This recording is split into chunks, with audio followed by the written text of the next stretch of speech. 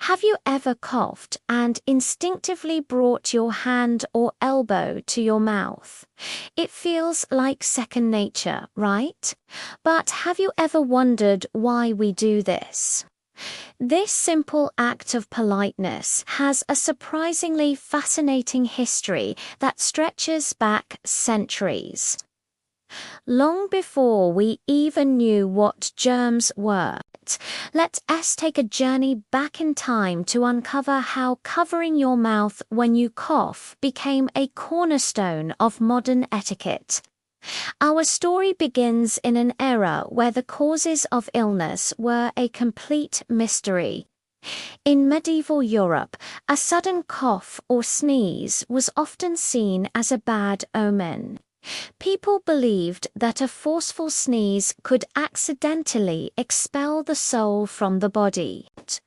To prevent this spiritual mishap, they would cover their mouths and sometimes say, "God bless you," to protect the sneezer's soul and ward off any evil spirits that might try to enter the vulnerable body.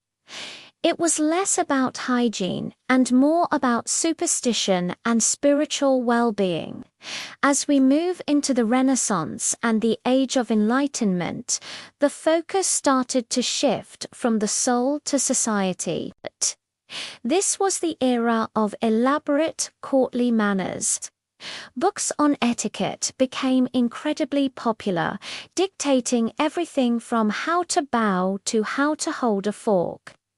In this context, coughing or sneezing openly was considered crude and disruptive. It was seen as an unsightly bodily function that should be discreetly managed. Covering your mouth with a handkerchief, a new and fashionable accessory for the wealthy, became a sign of good breeding and consideration for others. It was about not imposing your personal and frankly unpleasant bodily noises on high society. But the real game changer came in the late 19th century with the groundbreaking work of scientists like Louis Pasteur and Robert Koch. Their germ theory of disease proved that tiny, invisible microorganisms, what we now call bacteria and viruses, were responsible for spreading illnesses.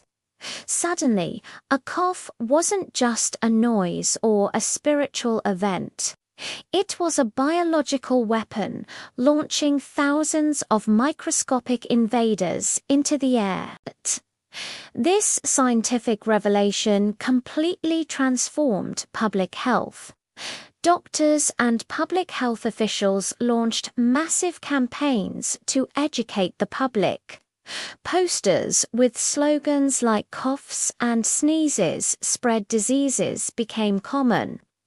They taught people that covering their mouths was not just polite, but a critical way to protect the health of their families and communities. The simple handkerchief became a tool in the fight against diseases like tuberculosis and influenza. Schools began teaching children this new form of hygienic etiquette from a young age, cementing it as a fundamental social rule.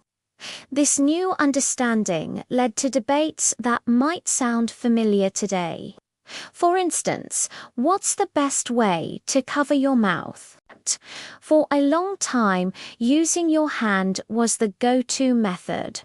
This led to the rise of the vampire cough or elbow cough in the early 2000s, especially during flu pandemics. By coughing into your elbow, you keep your hands clean and dramatically reduce the chain of transmission. It's a simple but brilliant evolution in our quest for a healthier society. So, the next time you instinctively raise your elbow to cover a cough, remember you're participating in a tradition that has evolved over centuries. It's a fascinating blend of ancient superstition, Renaissance refinement, and modern scientific understanding. This small gesture is a powerful symbol of how much we VA learned about health and how we care for one another. It's a testament to our collective effort to build a safer, healthier world, one cough at a time. What started as a way to protect the soul now protects the entire community. Thank you so much for joining me on this historical deep dive. If you found this interesting, please give this video a thumbs up and hit that subscribe button for more fascinating stories behind our everyday habits. Stay curious and stay healthy.